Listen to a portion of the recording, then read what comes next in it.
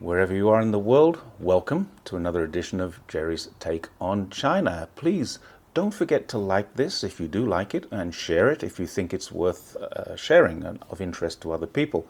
My following is getting wider and larger. Thank you very much for that. But the real stories about China aren't getting anywhere near the attention they deserve, while the fake ones do. It's surely a coincidence that Australian mining mogul Andrew Forrest's green energy manufacturing centre near Queensland's Gladstone is under construction at the same time as Andrew Forrest's founded and funded human rights group, Mindaru Foundation, has found reports of a rapidly rising risk of slave labour in China's Xinjiang. Let's read that again. Rapidly rising risks of slave labour. Okay, there's a risk. But by what measure is the risk rising? The only measure I can see of a rise in this is a rise in the rhetoric surrounding it.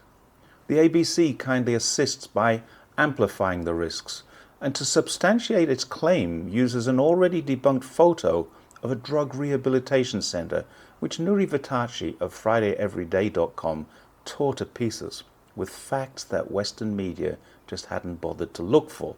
It also uses another, often used photo of a construction site, which is, oh my God, a prison. Look carefully, and you see construction workers walking along the outside of a prison perimeter. You don't see prisoners inside of a camp.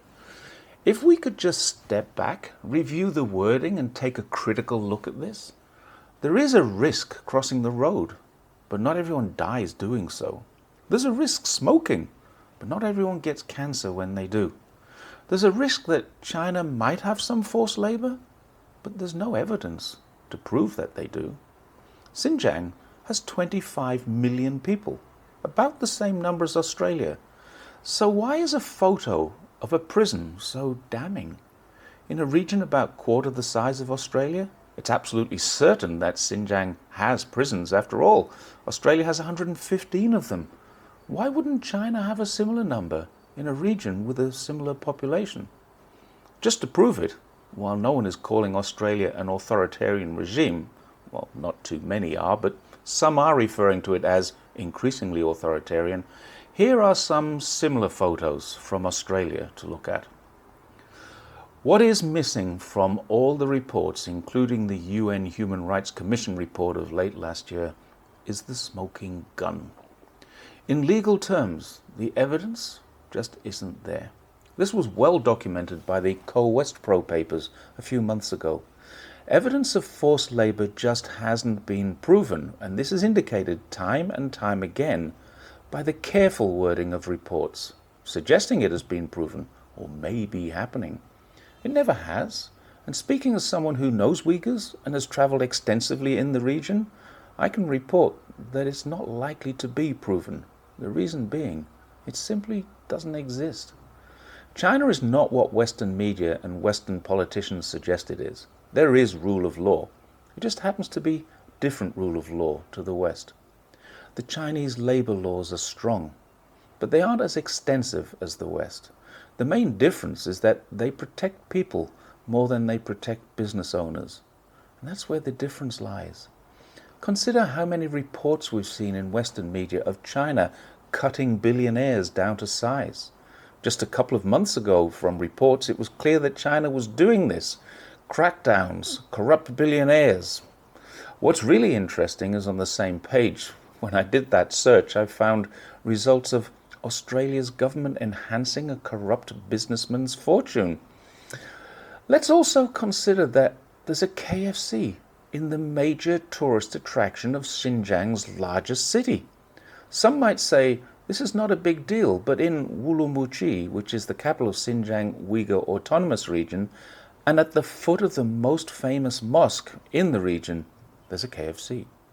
KFC is owned by Yum Foods, which has 450,000 employees in China and over 8,400 restaurants. Yet not a single allegation of forced labour, violations of labour laws, or even child labour exists against them. Only one allegation for which Yum Foods apologized when one of their suppliers was caught by Chinese police breaking laws in 2016. Critical readers will note that it was China's police who acted, China's police who advised Yum Foods, McDonald's, and Starbucks of the issue. It was China's police who arrested and prosecuted people breaking China's laws.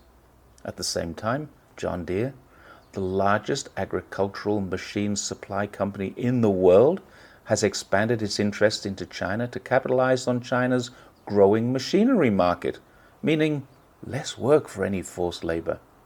Go on booking.com and see which are the best hotels to stay in Xinjiang. And if you really want to go there and see for yourself, you can. You can experience the luxury of Conrad, Hilton, Marriott, the Sheraton, many other Western five-star brands. Would these organizations be operating there under a blanket of forced labor? And come to think of it, why aren't they all moving out or getting sanctioned? And the answer is simple. Because they've done their research. They know it's not true. As do the 54 Fortune 500 companies which operate without any issues in the region. China's polysilicon and photovoltaic industry is the same. It's highly automated. The factories shown in many Chinese media outlets all prove this. Interviews with real workers in real factories may be dismissed as Chinese propaganda, but it's hard to deny a multi-billion-dollar infrastructure to process polysilicon is hardly in keeping with a slave labor workforce to supply it. It simply doesn't make sense. It doesn't add up. What does add up is an Australian mining magnate with an interest in building a green energy plant would make a lot more money if the products used are much more expensive. And the only reason any country would invest more money than it needs to in something that's 2 or 3 times the price of another country's products was because they could prove some illegal acts. But there's the question. Can these allegations be proven? Or are they simply rapidly increasing risks? Thanks once again for watching Jerry's Take on China, and I'll see you next time. Bye for now.